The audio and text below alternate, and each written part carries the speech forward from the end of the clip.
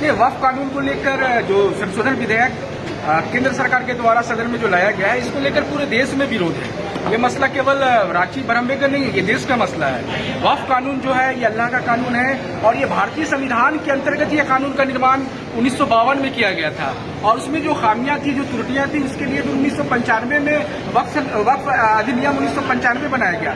वक्फ अधिनियम 1995 में जो त्रुटियां थी, वक्फ कानून को जो मजबूत बनाना था, उसके लिए जो है 2010 में बिल लाया गया था, संशोधन बिल। और उस बिल में भी कई किस्म का जो है सदन में चर्चा परिचर्चा के बाद उसको सेलेक्ट कमेटी में भेजा गया था। और सेलेक्ट कमेटी में उस समय जो हमारे विपक्ष भाजपा के जो नेता थे, चाहे वो सुषमा स्वराज जी हो या और भी जो बीजेपी के जो बड़े लीडर थे सदन में, उन लोगों को भी सेलेक्ट कमेटी में शामिल किया गया था। और सेलेक्ट कमेटी का संशोधन और सुधार के बाद वक्फ अधिनियम 2013 जो है पारित किया गया था सदन से। और उसी वक्फ अधिनियम 2013 को जो है केंद्र सरकार फिर संशोधन करना चाहता है। तो अल्पसंख्यकों के अधिकार का मसला है, न्याय का मसला है, रोजगार का मसला है, उनका विकास का मसला है। तो केंद्र सरकार इन मसलों को फोकस करने के बजाय उनके नीतिगत जो मामले, उनके कानूनी जो मामले हैं, उसको जो है फंसाना चाहती है, उसमें संशोधन करना चाहती है, उसको खत्म करना चाहती है। आपको मैं बता दूं कि पूरे देश में एक भ्रम फैलाया जा रहा है कि सरकारी जमीनों को कब्जा किया जा रहा है वक्फ कानून के तहत, जो बिल्कुल बेबुनियाद और मनगढ़ंत आरोप है।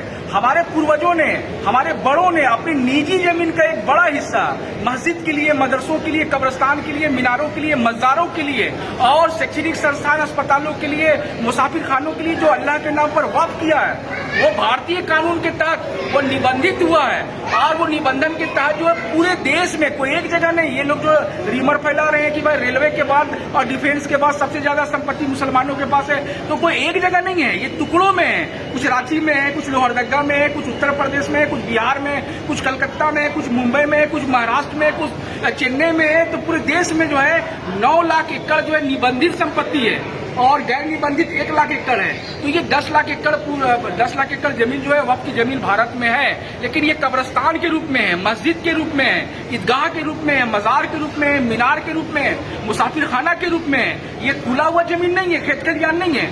तो इसको जो रीमर फैलाना कि भाई मुसलमान कब्जा कर लेता है सरकारी जमीनों पर, सरकार ने वक्फ की जमीनों को कब्जा किया है। बड़े बड़े जो भू माफिया वो वक्फ की जमीनों को कब्जा करके बैठे हुए हैं। हम लोग उस पर सुधार का मांग कर रहे थे, उसको मुक्त करने की मांग कर रहे थे, लेकिन ये तो सरकार जो है वक्फ बोर्ड को ही मुक्त करना चाहता है, वक्फ कानून को ही बदलना चाहता है। तो इसको लेकर पूरे देश में विरोध है। और हमारा ये कहना था माननीय प्रधानमंत्री जी से कि आपको वक्फ अधिनियम 2013 में अगर सुधार ही करना था, संशोधन करना था, तो जानकार लोगों से आप राय मांगते, मुस्लिम सामाजिक संगठनों से सुझाव मांगते। आपने ना सुझाव मांगा ना राय मांगा, आप तानाशाही रवैया अपनाते हुए हमारा जो वक्फ कानून है उसमें संशोधन करने का प्रयास कर रहे हैं। इसको बर्दाश्त नहीं किया जा सकता। और केवल संशोधन आप नहीं कर रहे हैं, वक्फ बोर्ड में अब जो है हमारे गैर मुस्लिम भाइयों को भी शामिल किया जाएगा।